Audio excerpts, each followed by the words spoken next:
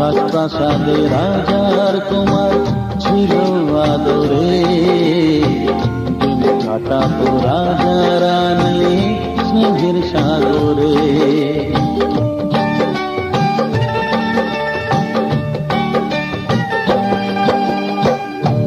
দেশের এক রাজার কন্যা এলো জীবনে, সাত পাকেতে পড়লো বাধা তোমার গোপনে।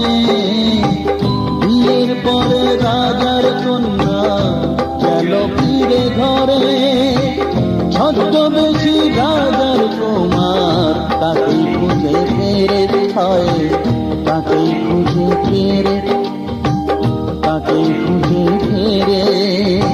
তারপর কি হলো রঘু? অনেক খোঁজার